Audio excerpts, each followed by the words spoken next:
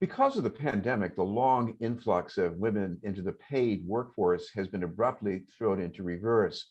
Much of the change was prompted by school shutdowns and the loss of childcare, along with the traditional designation of women as family caretakers. But the lost ground in the workplace and potential steps toward recovery also reflect decisions by employers. To share some ideas about what that could mean is the executive director of the public-private partnership, the Boston Women's Workforce Council, Kim Borman. Thank you very much for being with us, Kim. My pleasure. Thank you for having me. Kim, start with this trend. Some people are calling it the she session, although it seems more than just one of these periodic slumps here. It's almost like we're turning back the clock 35 years. Well, that's what the statistics show. The last research that I saw from the Labor Department was that working women made up of all the working women, 56% of them were in the workforce. And that is the lowest we've had in 35 years. If you compare that to where we were in February 2020, right before the shutdown, working women were at 59%. So all of the women who were eligible to work above 20, we say, we had 59. And that was actually the highest we've ever been. So it's that difference that we're really concerned about. And I know it's all too easy to talk about this as a problem for women, but it seems it's also a problem for family income and for employers. Oh, it is. I mean, in many ways, because in terms of family income, obviously, the women make up, if they were working, they made up half of the income, or not always half. I mean, a lot of times their salaries are a lot lower, and that is one of the reasons why they decided to stay home. But the other thing is that employers have to step up, or they're going to have to find new ways of getting women back into the workforce, because there's just people can't go back to what they had before. They're not willing to go back to what they had before. And so there's kind of these two different shifts going on that could be exciting for women if it plays out in the right way. I have to ask you about one factor here that neither the women in question nor the employers themselves have a lot of control over, and that's the supply of childcare. I imagine that's picking up right now, but the capacity is not there. The childcare workers aren't all there. What about that? Well, childcare was never an easy subject in Boston anyway. We always had about 15% less than we needed. Now, my partners at the Mayor's Office of Women's Advancement do a lot for childcare, and they have an entire program for entrepreneurs who want to start their own childcare centers. And they actually have a new grant and are looking for new people to start their own childcare centers. But it's a big problem. I mean, our compact signer, one of our biggest compact signers, is Bright Horizon, and they're trying to get back to business as quickly as possible because they know they're needed, but they can't find the staff. I mean, that's what's happening. What about things that employers can do to make the rebound easier? Anything come to mind? Well, overall, when we talk to employers, what comes to mind is sort of maintaining this attitude shift. I mean, let's face it, we were winging it the last year and a half. We were trying new things, testing new policies and practices to see how we could support our workers, not just women, everybody in the workforce. Some of the things worked, some of them didn't. But the things that did work, we should try to see if we can continue on with them. And so they come to about three different categories. The first is what people talk about flexibility. And probably you've heard about remote work and why people would like to continue with remote work. So that's kind of like where you work from. But there's also the idea of when you work. Could there be flex schedules?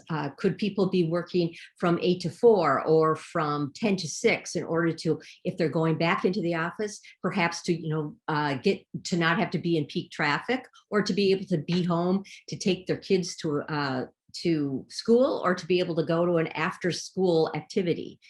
So that's the first category, flexibility. The second is sort of reimagining and reforming some of those traditional practices that we have that became antiquated. For instance, perhaps we don't have meetings before 9 a.m. on a continual basis. Because again, when you're asking someone to get somewhere by 8 a.m., that means that their entire morning is shot, and they can't be a caregiver if that's a part of their life. And the third thing that we're asking employers to do and they're doing themselves is to do the math. So one of the things that you know us for, the Boston Women's Workforce Council, is we do data collection from our compact signers to see where the gender wage gap is and is it closing because of some of the practices that they're putting in place. We're asking our employers to do that internally now, and to make, because we think there probably are some real changes from the last time they looked at the numbers.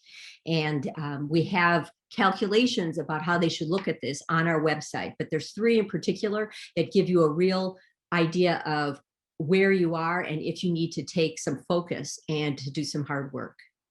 It's one thing to come back to your previous workplace, especially if it's been transformed in a better way. But if you're looking for a new job and your resume says that you are off for a year because of the pandemic, isn't that almost like having a quarry Well, as far as an employer looking at it? interestingly enough, employers, I mean, a good thing, employer, it's the pandemic. So it's really understood. It's, you don't have to do much explanation right now because of that. And I think that's why we're seeing so many people changing jobs. One, because employers need workers back into the workplace, and they're willing to train, and they're willing to take people from other industries and train them. And the other thing is, again, just to the point of everybody lived through this. We all had the same experience over the last year and a half. So if you had to step out of the workplace to be a caregiver, it's, people understand it. And one of the things we're talking about with employers is to reach out to some of those employees you had who had to step away and see if they're willing to come back with some arrangements, flexible arrangements for working. You might be really surprised. The other thing is that don't forget, if people are coming back to the workplace, put them on the same schedule for pay raises and promotions. Don't penalize people who had to leave because of, again, something that many, many people experienced. I know we've been talking about this the workforce participation gap, a gender gap in participation, but even before the pandemic, what about the wage gap? Because there's a strong correlation with parenthood. Isn't that going to be kind of difficult to transform going forward? Our hope is that, again, some of the things that we experimented with and were successful with over the course of the pandemic, if we put them back into a place, they may help retain women.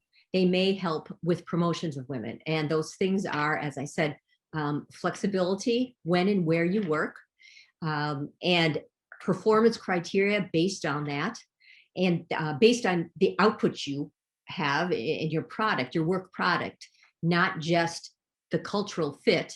And in addition, the idea that there's a collaborative nature with, it's not just women who are hurt by this, it's men. And they actually experienced more time with their families than they had in the past. And they want some of this to go forward too. So the idea that men and women will ally together for this from their employees should mean that we'll see some real changes that could make a difference. Such as maybe gender neutral sick leave policies? That has been talked about. Paternity leave not being just 2 minutes, but perhaps, I mean, 2 minutes, not being just 2 weeks for men, but being more like the months that some women get. Those kinds of things could make a real difference.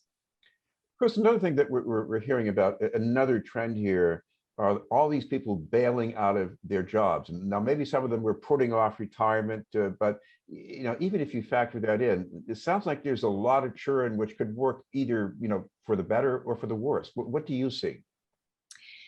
We see the churn, but we